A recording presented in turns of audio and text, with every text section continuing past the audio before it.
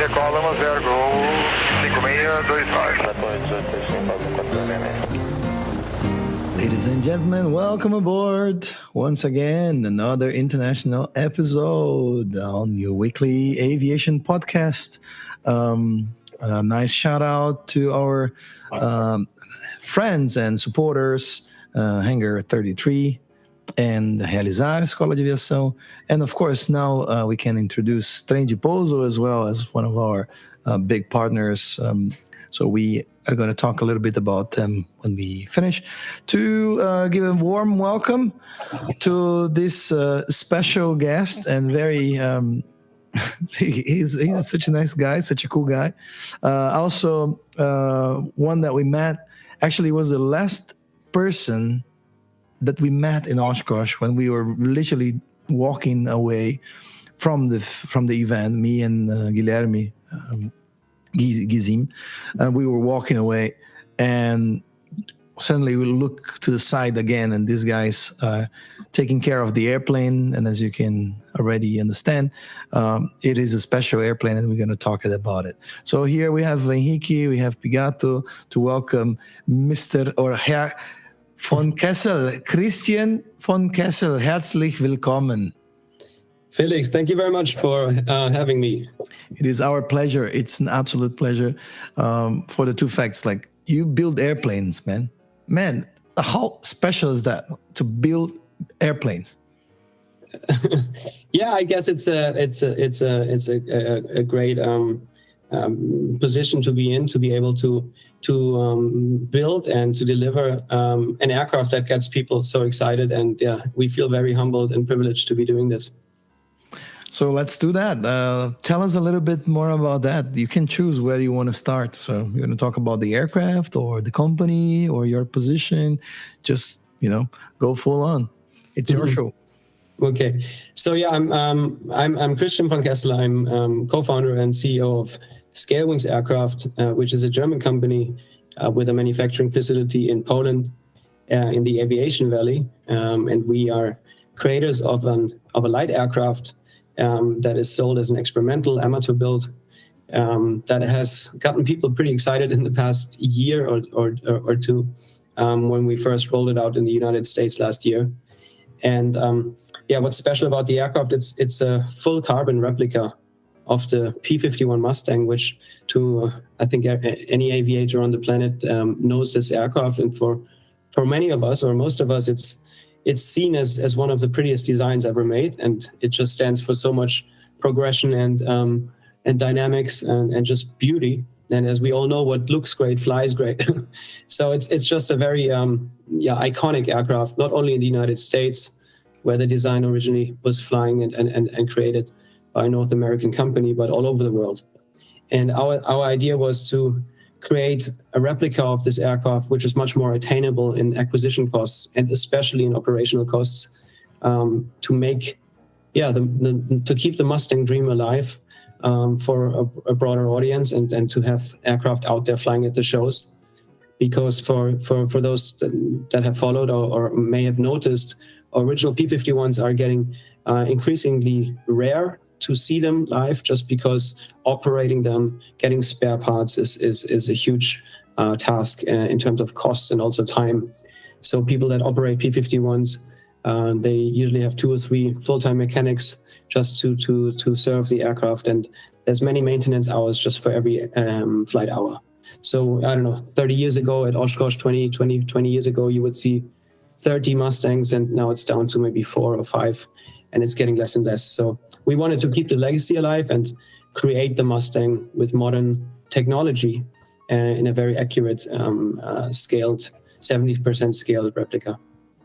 So when you're talking about 70% scale replica and the company being Scalewings, you had to choose the P51, and you already gave us a lot of the answers of why you chose. But do you have any more to add to that decision? Why did you choose the P51? So that originated from an online survey, because the intention was to create, to use modern materials, full carbon fiber, for example, and just what's available today in in aircraft manufacturing and also equipment, avionics and safety features. But then we did a survey, what would be the most desired warbird, because we wanted to take an aircraft from that era, and the P51 won the poll by a big margin. So that's why the first product is a P51. But of course, we're daydreaming and night dreaming about what there may be to follow in the years to come. Good. And then let's rewind a little bit about like how did you start? Doing the project. Like how come you went to draw? And I know a little bit of the story, but I would like to invite you to share the story with everyone about how was the beginning of the entire process of building it. Right. So getting to this point was a huge team effort, and it originated with an inventor from Austria, from the Austrian-German border, who over 20 years, as a hobby, was building remote control model aircraft, and he's a very talented engineer and developer, and was refining the art of making remote control aircraft look as accurate as possible, as authentic as the originals. So these warbird replicas, right from the start, they would feature handcrafted rivet heads, screw heads, and rivets on the outside shells of those remote control aircraft that were made from carbon fiber and then painted with a chrome finish. So the aircraft looked very authentic. They were scaled replicas down for the remote control sizes, but extremely authentic and true to scale in their appearances. And this is from this project that used to be a remote control sort of hobby weekend job. At some point, and a company was created out of this, and there were models being sold all over the world with long lead times. And in 2010, the original RC model team was asked to maybe take modern technology and make the aircraft bigger, because at that point in 2010, the remote control models already had a wingspan of about 12 feet. So people came up to the inventor Hans and said, "Hey, why don't you use modern technology, make this a little bit bigger, so we can finally sit inside and fly these aircraft ourselves?" And that's how the idea, how the seed was planted, basically. A couple of years later, after doing the poll and deciding on the P51, first mock-up was presented to the world at Aero Friedrichshafen. And from there on, only 1.5 years later, the first proof of concept was already airborne in Germany with the help of Peter Funk from FK Lightplanes, who is also a very respected designer and engineer in Germany for ultralight aircraft. So that's the story until up into 2015. Everything was looking really great for the company at that stage already. The original design team had teamed up with Peter Funk from FK Lightplanes and also another production company in Poland to put this aircraft in serial production. But then, unfortunately, through reasons out of control of Scalewings, the production didn't come to fruition. And that's in 2016 when I joined the team to raise significant amounts of additional capital to bring the complete process under one control. So that is design, manufacturing, and sales and after sales under one Scalewings roof. So that's the story. My initial contact to the company actually was as an intern, because I was interested. I saw the aircraft mock-up and I was blown away by the appearance, and I had just made my ultralight license and thought that would be an aircraft that I would like to own. So I connected to the former head of the company, and he was looking for people to work for him at the Aero, free of charge, but just for accommodation and entry tickets. And I felt like, wow, that's a great opportunity to be closer to the aircraft. That's how I joined in 2015, and we didn't hear each other for about 1.5 years. And at the end of 2016, I picked up the phone to see how the company was doing. And Hans on the phone was pretty frustrated because he had been looking to raise capital in Germany or in Europe for 1.5 years without success. And that's when we met, had a couple of dinners and lunch meetings, and I decided that this product had such a great potential that it was worth supporting. So I became a seed investor at that point, and then bringing in more investors in the wake of that. And then, like, you had this aviation thing inside of you already back then. Did you fly before, or you really just literally getting your first license, or you flew helicopters before, or was all that after? Yeah, no. So I've always been super passionate about aviation since I was a child, and still today. I mean, whenever I hear an aircraft, a helicopter, I run to the window to look outside. So that has not stopped, and it's always been this way. I'm not from an aviation family, so no one in my family was flying, apart from the brother of my grandfather who was flying in the Second World War. But I never met him. He was shot down over the channel. But apart from this, there was nobody in the family. I was super passionate about it, but I started flying gliders when I was 14 in Germany, after already having spent many years at Microsoft Flight Simulators. So I was trained on simulators and then went to flying gliders at 15. And then there was a break for about 10 years, and I picked up flying again once I had like my own money to finance flying, and I went into motor flying with ultralight, later the PPL, then an instrument rating on fixed wing. And 4 years ago, I started flying helicopters, and now I'm super passionate about the helicopters. I enjoy that a lot. Yeah, but I just want to add that flying gliders in southern Germany, the scenery must be like really beautiful, right? Yeah, absolutely. So I was in Unterwössen, which is right at the beginning of the Alps. It's called the German Alpine Glider School, and to your point, it's really, really special there. You have fantastic thermics and winds also coming down from the Chiemsee Lake, pushing, so you can directly depart at that airfield, and then there's a hill where the wind usually pushes you up, so you can climb out really nicely, and you're well trained to fly in the Alps. So yeah, it's a beautiful scenery, absolutely. Man, you're talking about my first job. That was a flight glider instructor.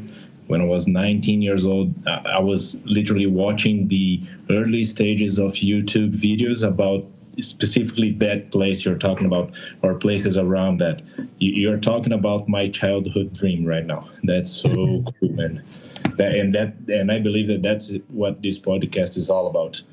And if I may ask something about the airplane itself, the one that you're building, despite being a full carbon replica, you mentioned it's around 70% in scale. Well, let's talk a little bit about the equipment itself. You got what kind of engine, what kind of powertrain you got there?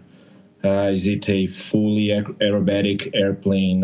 If you can elaborate a little bit on that side, that would be awesome. Sure. So first of all, maybe let's talk quickly about the scale, 70%. Why 70%? Because we do sometimes hear the question, why not do it 100%? But what we must remember is the P51 Mustang is a gigantic bird. It is really such a huge aircraft that was designed to be so big that it could escort bomber aircraft over very long distances to carry all the fuel and so forth.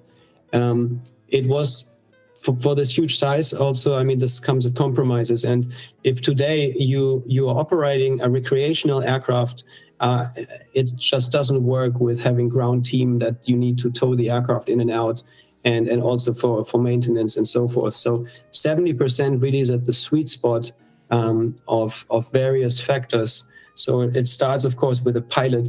You can't scale a pilot further down than that. So it's a roomy, spacious, very, very nice cockpit. And from there on, the aircraft grows. So you can imagine our aircraft being a bit like in the dimensions, like a game bird aerobatic aircraft or an extra, something like this. So it's super agile and maneuverable.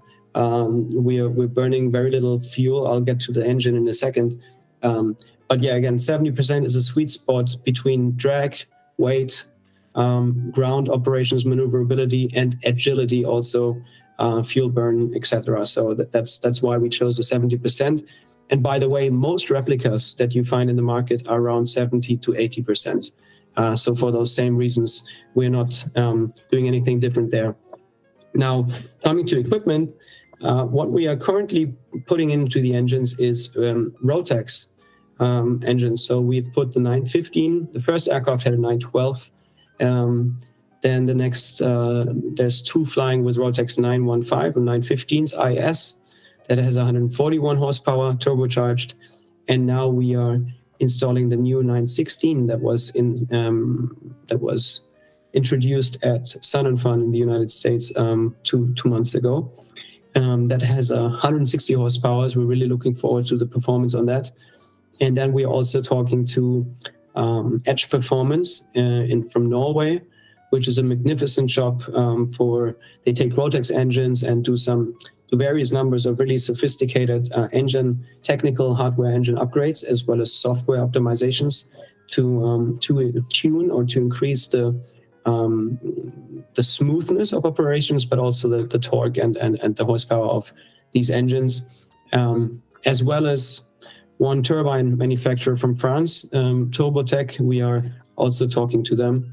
They have created a regenerative turbine, super cool approach. They're using the hot exhaust gases of this turbine to feed them back into the system, thus saving up to 50% of the fuel burn that you would find on conventional turbine engines. So with this engine, you have a fuel burn of 30 liters, some 30 liters per hour, which is piston standards and not turbine. So also that there's a project in the making with them. Maybe one more thing about the engines. Some people say Rotax and Mustang, that doesn't fit together, but we can certify you it absolutely does, because these new generations of Rotax engines, they have a super great sound. The reliability is unmatched, and you have a worldwide maintenance and spare parts support. So those were critical decisions for us to go on the Rotax.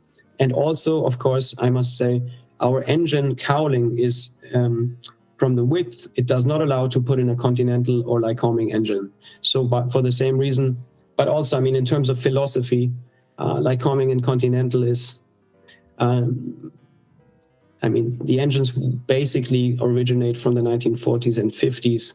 And we're just strong believers in modern technology. You push a button, it's fader control, the engine just starts up and it doesn't need LED or anything in it. So it's a new generation of engines, and for a reason, Rotax engines are super popular and increasingly getting so in the light aviation space. So in terms of an aircraft, it's you basically sell it fully assembled to the owner, and with the engine and the avionics, or is it sold as a kit that I can bring it back disassembled and try to put it together in my parking lot or something like that?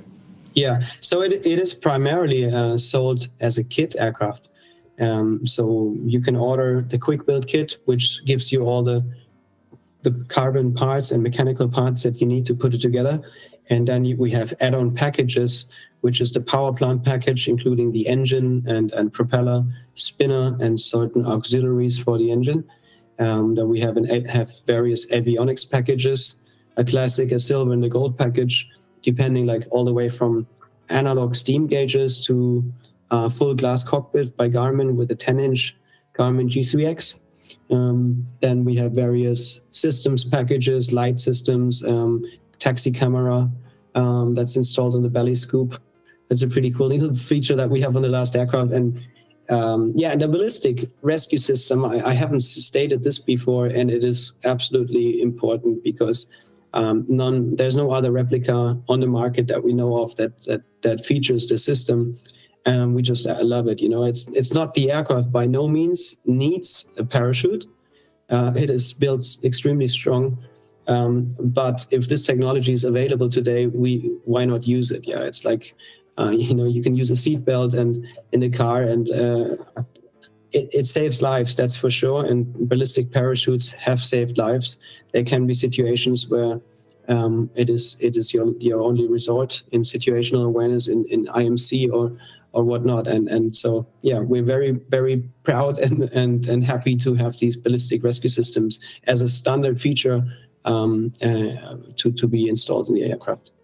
Yeah, if I can say that's a beautiful new thing that has been in the market for a few years, and as you mentioned, it saved lives. I'm very happy that you actually introduced that in the replica world as well. Chris, tell us about flying the airplane. How some details about speed, range, and then the flying. And Pigato asked as well about the aerobatics, and you just mentioned how robust the build is. So you could tell us a little bit about that, like how it is to fly it, and some details on the specs. Yeah, so the aircraft has an empty weight of about 580 kilograms, and then it can be flown with a maximum takeoff weight of 850. So we are out of the ultralight range, which ends at 600. It's an experimental amateur build for the same reason. So you have more payload, and then it goes up to 850 kilos. And at the maximum takeoff weight, it is or depending on the configuration, it can be fully aerobatic or utility category. So we've tested the aircraft to +6 -4 G, and the VNE is 400 kilometers an hour or 216 knots, 216 knots. Cruise speed with a Rotax, you're seeing between 150 and up to 180 knots, depending on the altitude you're cruising in, true airspeed, that is. And with a turbocharged engine of Rotax, you can go 15,000 feet or even higher. 23,000 feet is the ceiling. Of course, you will need oxygen there. But it's a fast machine and burning 7-8 gallons an hour.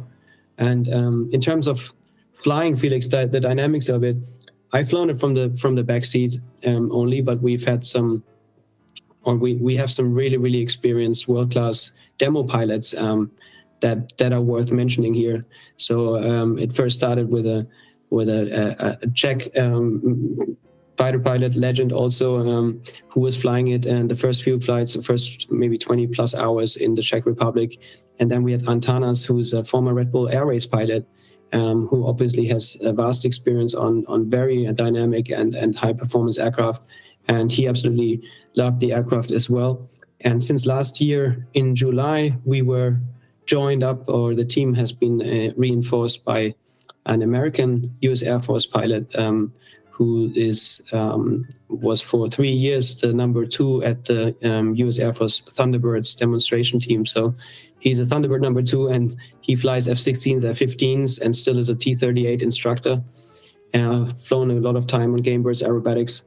And the great thing is everybody that flies this aircraft just loves it so much because it is so agile, but not snappy. It's as agile almost as a fully aerobatic aircraft, but it's not. It is very stable, very, very balanced, and it's perfect for the way a Mustang should be flown, which is positive G maneuvers with laminar flow. So barrel rolls, loopings, chandelles. That's the sort of flying that this aircraft really enjoys. It is not designed, of course, to do snap rolls. So if you think of Extra or Gamebirds doing some asymmetric snap roll sort of maneuvers, that's absolutely not what this aircraft was designed to do. But for positive G maneuvers, it is designed for that. And the limitation is not the airframe, but of course the engine, because the Rotax engines are not designed for negative G maneuvers. So I heard that you and Felix met in Oshkosh, right? Yeah. Man, I really would like to know how it was to take the airplane to Oshkosh, and how the people that was watching and seeing the airplane for the first time, how did they receive the news, and how did they actually felt about having a scaled warbird around them? And tell us about that. So actually, I may have to start a little earlier here because I think knowing the context is relevant. In 2021, in 2020 and into 21, we had the COVID crisis, and we were not allowed to travel to the United States as Germans because of the travel ban. So we wanted to show the aircraft to the US, but we were not able to go there until in November 2021, the travel ban was lifted. And my head of sales, we were literally on one of the first aircraft going to the US. But in the short time, we couldn't bring a whole aircraft, so we just brought a little panel of the outside skins with us in a rucksack, and we went to the DeLand Aviation Showcase exhibition in November, and this was all that we brought there. And this little domino started, making other domino pieces fall. It was the initiator of a causality chain What I mean by that is, while we were at the booth and we showcased our roll-ups and these elements, a gentleman came by who had built original Mustangs, 4 of them. He had built them, restored them, and sold them. And he fell so in love with the idea that he introduced me to the organizers at Spruce Creek EAA chapter, which is the biggest EAA chapter in the United States. And Spruce Creek, for some may know the name, it's the biggest private airfield in the world where you have these hangar homes. So John Travolta used to live there, and many people. It's spectacular. There's more than I think 3,000 hangar homes in this arrangement. So long story short, I was invited to give a talk in front of the people there, just showing the panel still. So at this point, beginning of December 2021, the Americans have only seen this panel. And just a quick description, because this is an audio podcast. So Chris is showing us a carbon fiber panel with replicas of the rivets and the screws that are used on the real ones. So everything is scaled, including that kind of detail, and the color is absolutely mesmerizing. It's amazing. Yeah, absolutely. So what I have here is it's an element of the outside shells of the aircraft, and all outside shells are honeycomb sandwich structures, which are made up of a carbon fiber layer, honeycomb Nomex structure in the center, and an element of carbon fiber at the other on the other side. And now the cool feature is that on the camera you can see this now. Of course, not the people listening, but there's more than 100,000 details worked into all the surfaces of the aircraft. So every rivet and every screw head that you find on the original Mustang has been put into the molds that we make the aircraft from, scaled down to 70%. And those are not just random rivets or screws, but the exact same ones you find on the original Mustang, just scaled down to 70%. It's even the screw heads are pointing in different directions. So that combined with a certain paint scheme procedure that gives us this polished aluminum look, you cannot tell the difference from an original Mustang or from a polished aluminum aircraft, for that matter, when it stands on the ramp. And that's what people get so excited about. They stand next to the aircraft. They love it because of the proportions. Everything is very exact, apart from the size, of course. When you get closer, you realize it's smaller. But it absolutely looks like riveted aluminum. And when you then tell them, hey, but you know this is carbon fiber and not aluminum, they're like, what? They didn't expect that. It's surreal. And this, of course, we owe to the development of the RC model history and heritage of this company. And even the when you see I think in the rudder, right, there's a bit that on the original airplane is fabric, right? Yeah. So, and you have that little rounded aspect of the fabric on that bit as well. And what do you say to people that say, oh my God, but it is carbon? Well, they can't believe their eyes at first. They knock on it and then they're completely blown away, because the aircraft already, if it would be riveted aluminum, it would be a winner because of its beauty in the perfection of replication of the original. But using 21st century carbon fiber, adds that whole level to it, that extra dimension, because it is the most advanced material used in aviation world today. And I mean, you have F-35s and F-22s and major parts of Dreamliners and A380s and A350s flying from carbon fiber. So, I mean, there's a reason that carbon fiber is used in aviation, because it's so light and strong at the same time. So we wanted to use the 21st technology available today, but not lose the classic aluminum ramp appeal of a P51. And the combination of using carbon fiber, but then embedding these rivets and creating a polished aluminum finish has never been done before, as far as we know it in the real aviation world. It's in remote control aircraft, but never been done on full-scale models. And for all of you listening to us, I would like to invite you to go to www.scalewings.com/gallery and find an airplane called Yellow Jacket. I already elected this one as my favorite one.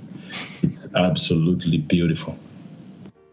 Yeah, that one's really nice. And wait until you see the next one, 007, where the yellow jacket has a paint finish which we call smoked titanium.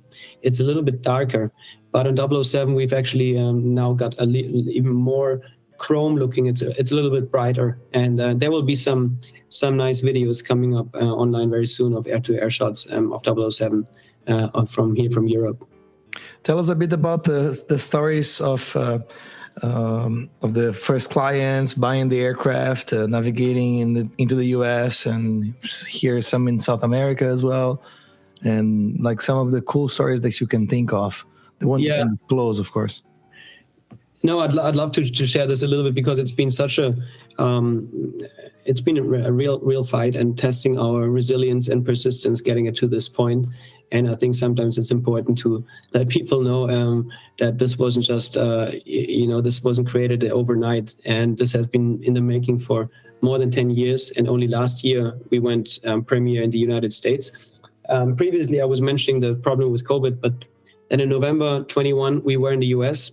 But at that point, the company was not in a strong position because we didn't have the sales that we expected. We were struck by COVID. Couldn't go to our factory for many months. The executives couldn't even go to their own factory, so that was difficult. And at the end of 21, it didn't look good for us, to be honest. And but based on that visit in the United States and the network that was created there, I actually stayed 6 weeks. I told my wife that I'll be back in 5 days, and I ended up staying 6 weeks to save the company, and was able to connect to some really, really fantastic people. And this I really have to say, the United States really is very special in that sense, because people are so enthusiastic about aviation, and just from their mindset, they help you try to make it. Whereas in Germany, it's a bit different philosophy. They just wait for you to fail. Basically, it's different. I mean, Germans are great engineers, don't get me wrong, but when it comes to entrepreneurism and getting things done, they're very, very risk averse, and just waiting for you to maybe not make it. Interestingly enough, once you make it, they say, "I always believed in you." So that's a bit twisted. But the reason I'm sharing this is that it was so interesting how one thing led to the other, and that was very special to me, because it looked very grim for us. I meet this one person, they recommend me to the next one, and from there, just holding on from one hope to the next. And when I gave the talk at Spruce Creek at the hangar of Keith Phillips, who is a legend Air Force instructor pilot. He has over 2,000 hours on the F104 Starfighter. So he's a legend at Spruce Creek, and big shout out to him at this point. We connected real well. When I did the presentation, we hung out there for some beers at his hangar. And 2 months later, actually at the end of 2021, there was a deadline running out, where management decided if we don't get any order in by 31st of December 2021, we will not be able to continue. And it was John Williams from Titan Aircraft, interestingly, one of our competitors, if you think about it, who joined us because he realized that our aircraft would also have place in the market, and he's been very big support. And on the 31st of December, I received a call while I was at dinner with my parents. And he said, "Christian, I'm ready to place the first 2 orders." And that got the ball rolling. And so we shipped the aircraft at February 2022. And at that point, I decided that the mock-up that we had in Europe should go to the US, so that they can finally see a full-scale model at Sun & Fun. We did that, shipped a big container, brought the mock-up to Sun & Fun. That was just a little over a year ago. And then the gentleman, Keith Phillips, that I mentioned, the F104 Starfighter instructor, came to my booth with 3 friends, and they came, hung out, and they were really, really excited. All the major media houses came on the first day, and it turned out that one of his friends was the vice president of the EAA, and he fell in love with the aircraft. And he, of course, for the listeners here, the EAA is so important because it's the world's biggest aviation sort of organization, and they are the organizers of Oshkosh, which is the biggest event of the year globally for the light aviation and experimental aviation. So the gentleman, the vice president, he fell in love with the project. He saw the aircraft and he said to me, Christian, I love this. This is incredible. This is experimental. This is exactly what EAA is about. Are you guys exhibiting at Oshkosh 3 months later? And you have to know, usually companies plan this a year ahead. So I said to him, no, actually, we don't. We haven't got this planned. And then he said to me, well, we'll figure something out. And then a couple of weeks later, I get the call that Embraer had withdrawn their slot from Oshkosh, and Vice President EAA Rick Larson and his team gave us the opportunity to take the spot of Embraer in the main alley just next to Boeing Plaza and Garmin. So we were in the front row, and it got even better because a couple of weeks later, I got an information that they're giving us a slot to fly the aircraft live in front of 200,000 people or something. And at that point, we are too close to Oshkosh to ship the aircraft on a sea freight container. So I realized that this was an opportunity of a lifetime, and I just took my personal savings and paid an air cargo for some 60 grand to get the aircraft over there in time. Had some great support from a company logistics company in the UK that was also responsible for Red Bull Airways logistics. They always fly air cargo. And on the very, very last minute, the thing arrived there. We put the wings on, the calibration flights, and at the opening day of Oshkosh, we flew the P51, or the SW51 as it's called, for the first time.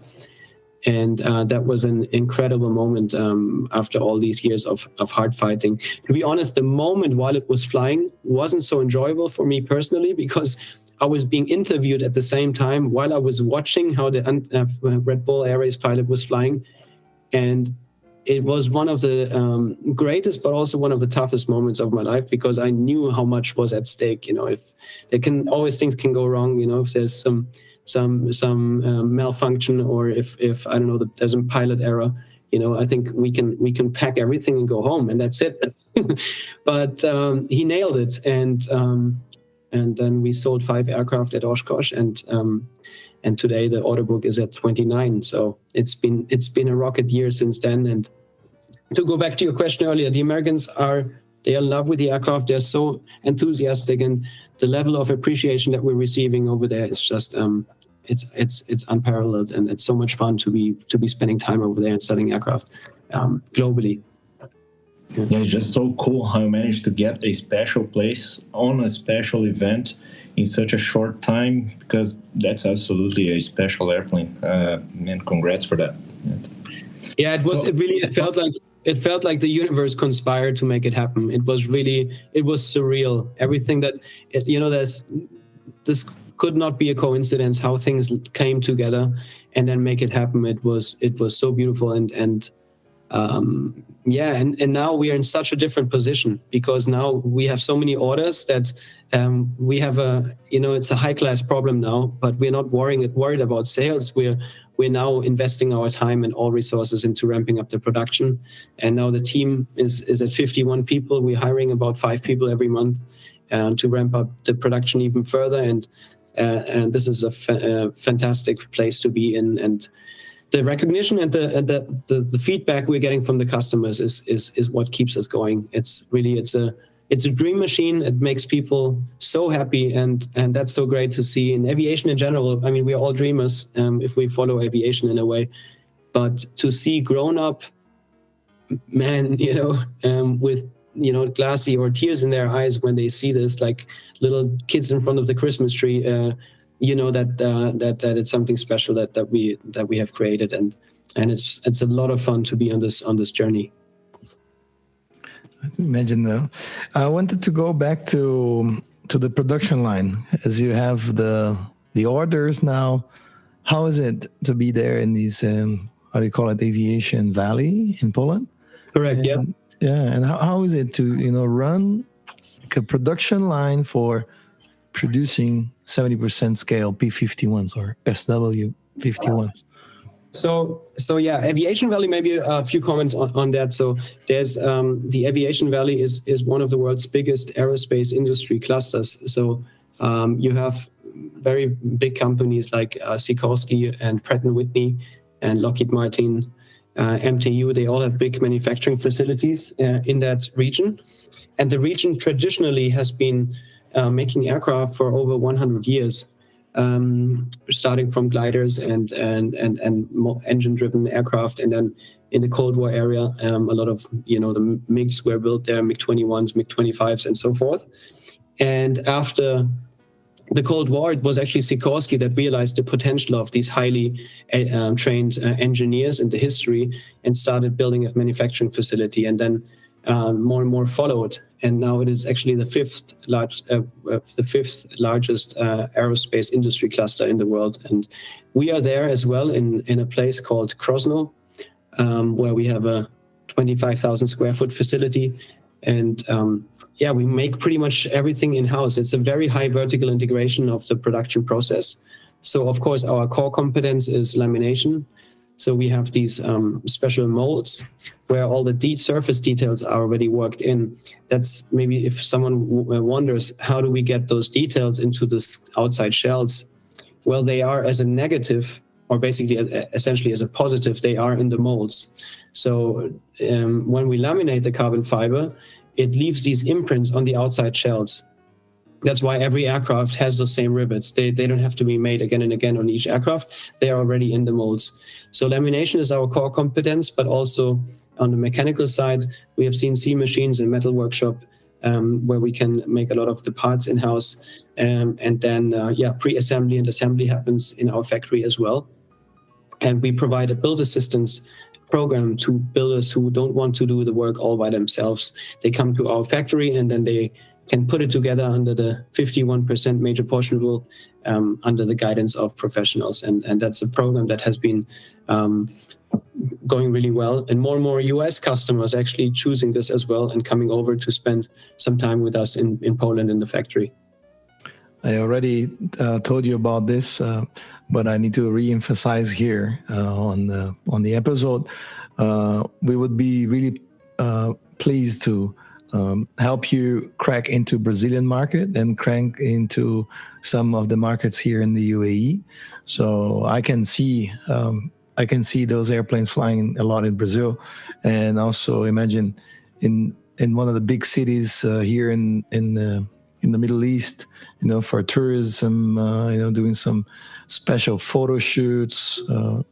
I can see that happening. So we need to talk about that. So let's go ahead and talk more about the future, or like things that you guys want to do with this, because when talking maybe settling in. Absolutely. So Felix talking about maybe the places where we are. You're absolutely right. Brazil is still uncharted territory for us. So anyone out there who want to be the first mover, feel free to reach out to us, because even though more than 80% is being sold in the USA, we also have customers from Colombia, Bolivia, South Africa, Australia, Germany, Switzerland, France. So it's all over the planet. But Brazil and the UAE is actually two regions that are not yet amongst the fleet owners. So that would be great. But what are our plans moving on from here? As I said, most of our focus right now is on the production, and we already have reduced the production hours significantly. And while we are onboarding people, we expect that we can build about 20 to 30 aircraft a year is also what the market demand will see. Maybe the demand will be even higher, but that's something that our production facility is aimed at delivering. So that's what we're aiming for at the moment. We'll be at all the big shows, of course. So right now we are planning for Oshkosh, which will be great. We will be there again with at least 2 aircraft and maybe even 3 this year. And so this year already we had Aero, Friedrichshafen, and Sun & Fun in the US, which was great. We've sold 8 aircraft since the turn of the year. And we can't wait to be in Oshkosh this year and maybe even fly. We'll see if we get a slot. Are you going to Oshkosh, Felix, again? I wish I could, but Guilherme is going, your namesake. So Guilherme will be there. So that will be a good opportunity. I had another question which I was going to throw in, but then got distracted with this. Sorry. Thinking about going to Oshkosh again made me feel like very, sad that I can't go. It's good anyway. Sorry about that. So I missed the question, but anyways, it's part of it. Good. And what about other aircrafts, Chris? Yeah. So at the moment, all focus is on the Mustang because it's a big task to.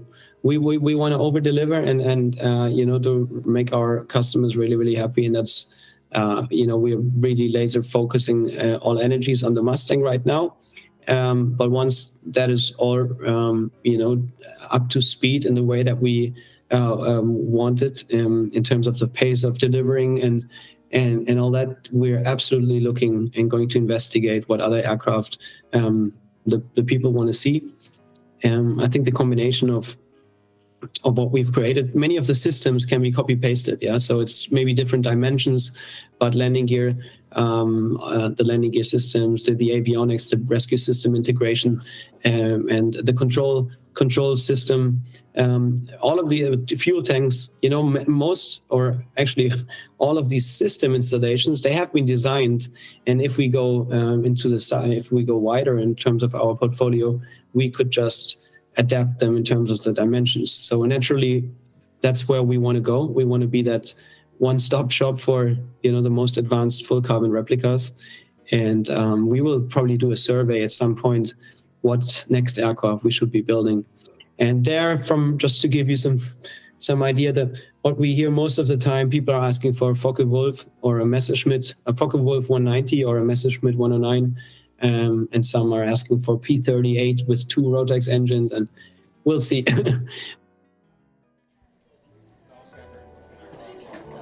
Bem-vindos à Hora do Cafezinho do Farol de Pouso, oferecimento Unveils, arquitetura aeronáutica feita por pilotos para pilotos. Ajude o Farol de Pouso Podcast a produzir mais conteúdos como esse e nosso editor secretário a checar suas carteiras. Você escolhe o valor mensal para ajudar. É rápido e sem complicação. Acesse apoia.se/Farol de Pouso e deixe sua contribuição. Acesse também linktree/Farol de Pouso e confira todos os conteúdos EAD já produzidos pela nossa equipe. Você ajuda a gente e ainda alavanca sua carreira. Siga também nossa página de inglês e mentorias através do perfil FP Aviation English no Instagram e fique por dentro das novidades que vêm por aí. Um forte abraço e muito obrigado.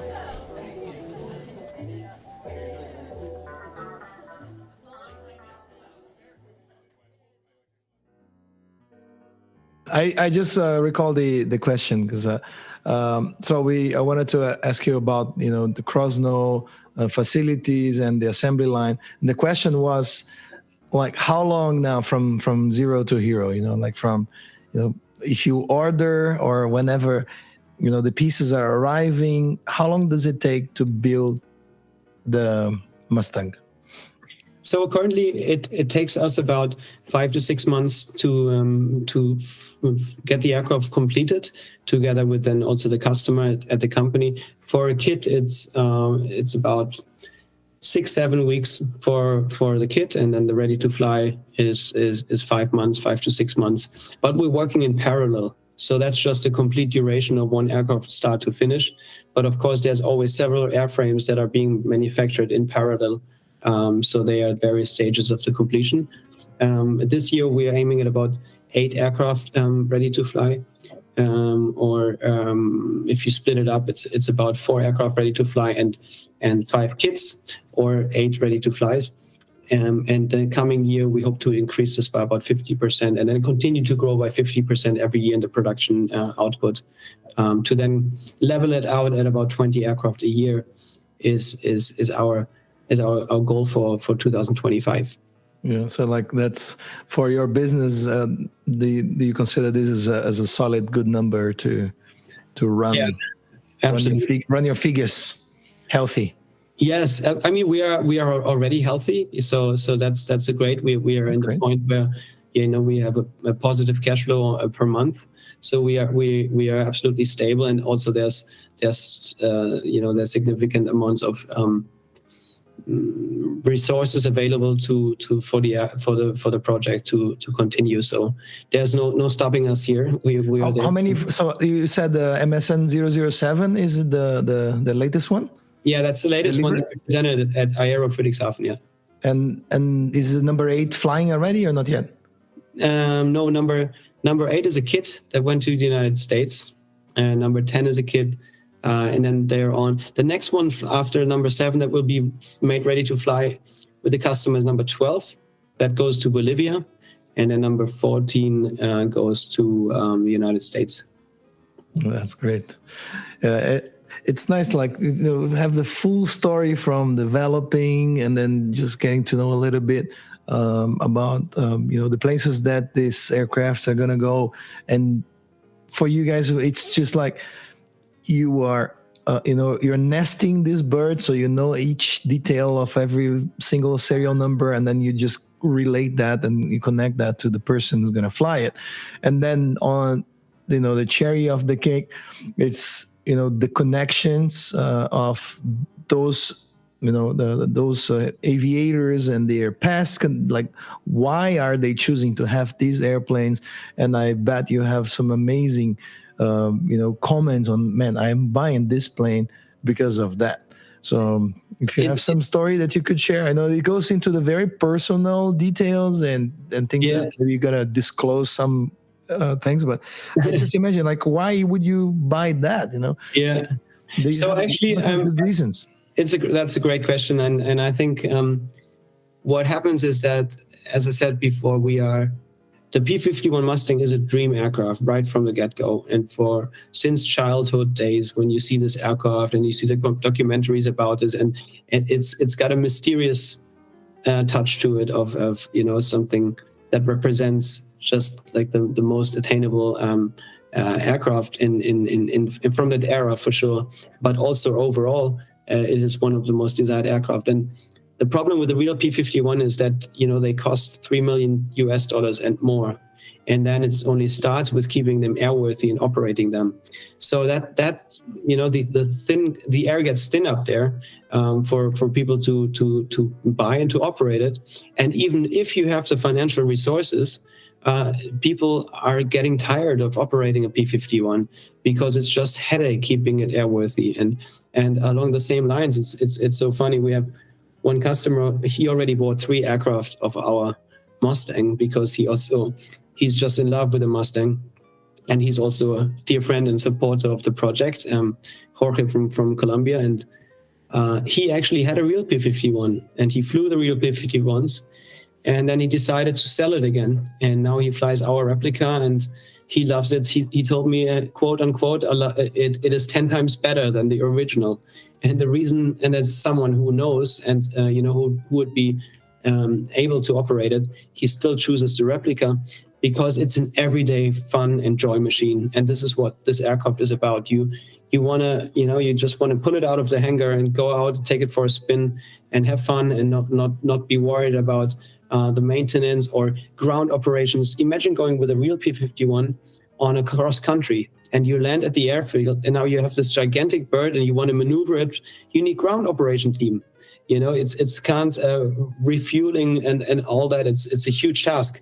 With our aircraft, you have, you take it out, fill it up with gas and off you go. And you have for every 50 flight hours, you have 1 maintenance hours. With a real P51, this equation is upside down. So for every flight hours, you have about 50 maintenance hours, and that gives you the math. Our aircraft is a joy machine for every day, and when you land somewhere, park it in front of the restaurant, the effect is almost the same as if you're coming with a real Mustang. Because when this thing is flying above you or taxiing, you cannot tell the difference. People are really starstruck by it, and so that's. I guess to go back to your question, why do people get our aircraft? Because they want to fulfill that dream that they always had to be owning a Mustang. and just elevates them and makes them really, really, really happy and proud to have achieved it. And most of our customers already have an aircraft. They have a fast commuter to go from A to B. Sometimes they also have a stall aircraft, and then they get this one as the pretty one to have fun in the skies, do some gentleman aerobatics, and be the hottest girl at the ramp. That's a bit what it is, and it's history. You're flying a piece of history, and that's also a big part of it. It's a part of aviation history. I'm sure if you get one of those, you are parking on a lot, you'll be the cool guy on the ramp. That's for sure. Yeah, it really is the case. So even if it was so cool here over in Germany when we just had the mock-up, and you would open the hangar doors and you pull it out, you immediately have a group of people coming from all different directions to be close, take photos, and ask you all sorts of questions. So that's the funny thing, or the interesting thing about a Mustang. Even an untrained eye, even a layman, or even someone who's not a pilot, a child thinks or immediately knows that this is something very special because of the beauty and just the appearance with the rivets and everything. It is, and that makes it really is an eye catcher for anyone who's interested in nice designs, but also aircraft or in general in classic products. Christian, I believe you said the $3 million, that's the entry point for the replica? No. So $3 million US and more is the original Mustang. And for the replica, how much are we talking here? It's about depends on the configuration. It's about $550 for the ready to fly version. Oh, $550. Yeah. Okay. Let me get my checkbook. Give me 1 second here. Yeah, but please keep in mind, it's not just the acquisition costs. If you buy a real Mustang, that's one thing, but keeping it airworthy, that's a whole different other story. And our aircraft is an acquisition cost, and then you have almost zero operational costs because it burns 7 to 8 gallons of MoGas, uses almost no oil or very limited amounts of oil. And the landing gear is completely maintenance-free. The aircraft is overall extremely low maintenance. So, you can operate this at $120, including the fuel an hour easily. And at an original Mustang, that's at probably 50 times as high. So that's between 30 and 50 times higher. Yeah, that's our estimate. I wonder how many people have approached you and said, "Shut up and take my money." Because talking about the comments, and that's so funny. This is exactly what we see on some people say. It's really, really beautiful to see the comments because there's young pilots that say, "I'm just a student pilot, but already know my life will only have meaning once I have your aircraft." Or another one says, "I already started saving for your aircraft, and put me down, and you will hear from me in the future."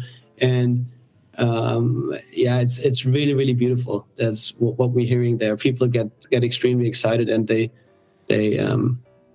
share their passion, and it's just spectacular.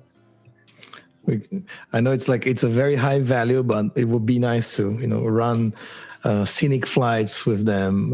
It's just my imagination goes like ballistic, and it's been like that since the first time we had the meeting online months ago. And it's great that you guys are really paying this homage to a very important piece of aviation history. And so do you have any final considerations or something that you're like, oh man, I should have talked about that? Those normally come after when we stop recording, then we start chatting, and then we go like, oh man, that should have been in the recording. Now we missed that because and there's an interesting little piece maybe which is of relevance here because we're on a Brazilian podcast. If you Google who's the inventor of the P51 Mustang, you will find a gentleman by the name of Edgar Schmid, who was German that left Germany, went to Brazil, lived in Brazil for a long while, and then went to the US to join North American and he's the designer of the P51 Mustang. So it's a German-Brazilian aircraft in reality, not an American. That's pretty funny. So it's almost like an Operation Paperclip with a little stop for the banana candies.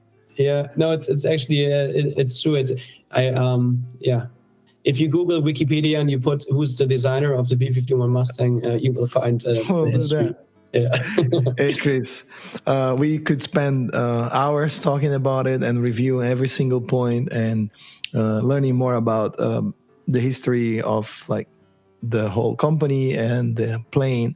And I know we would have a lot to talk, but it was a real pleasure to have you here and to spend this full hour of full-on Rotax experience with high technology, German design, and I would say German honesty as well, to be very precise, giving proper feedback on the cultural aspects of what do you think about German. It's good to hear that. And it's a very, very happy moment for us.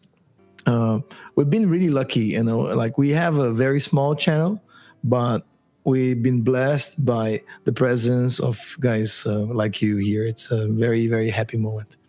Thanks so much, Felix. I mean, I'm super happy to have met you. Last year at Oshkosh, we had a great connection from the start. You're so passionate about aviation, and that brings us together. And it's great what you guys are doing here to inspire and to talk about aviation.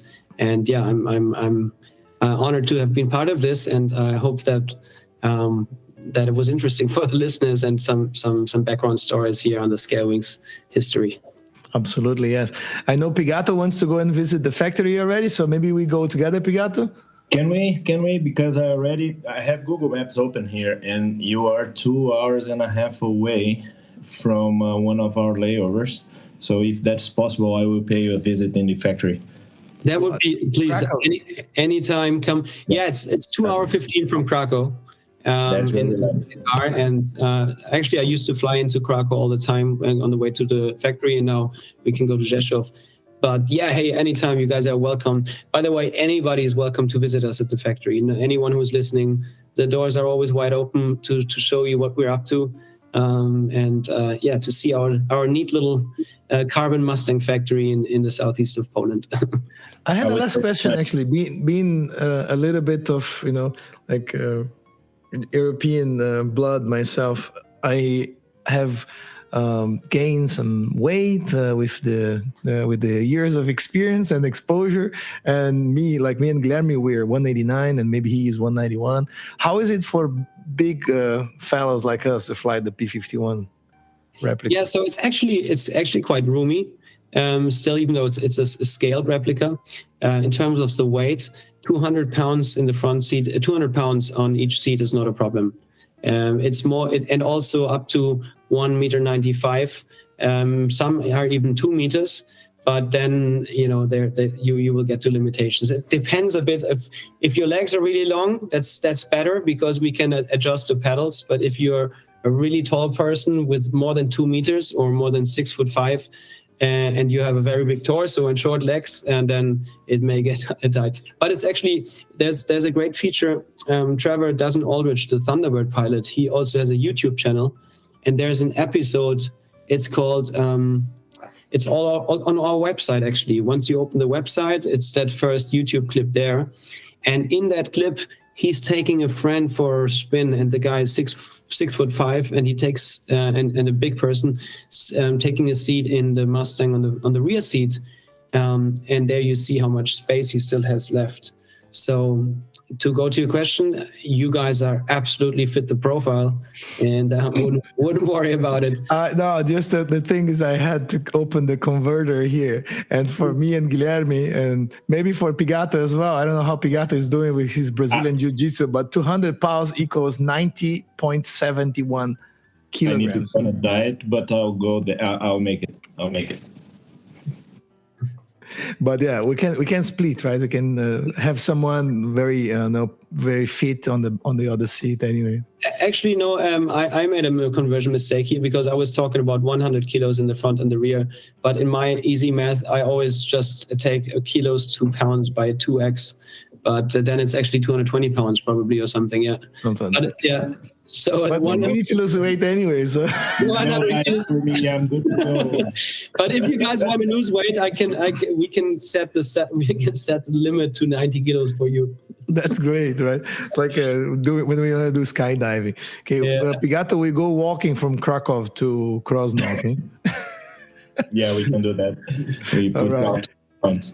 Thank you, everyone. Thank you all for listening. It's a pleasure to have Christian von Kessel here, the guy who's putting all these P51s back in the sky.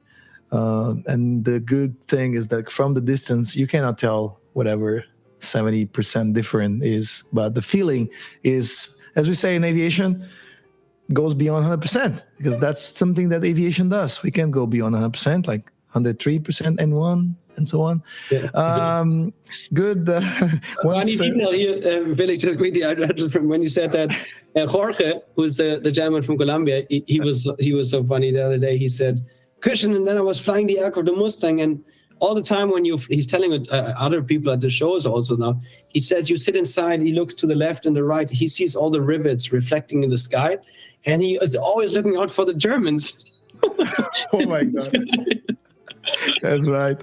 That's how realistic it gets. Yeah, I mean, once you get on board in the cockpit, you're right there in the real thing, and you can't really tell the difference. Really cool, man. Very nice. So you see, like that's the new world. Like it's very nice. Like special bunch of good Germans building American kit in Poland, selling to American customers. You know, like this is how it is, right?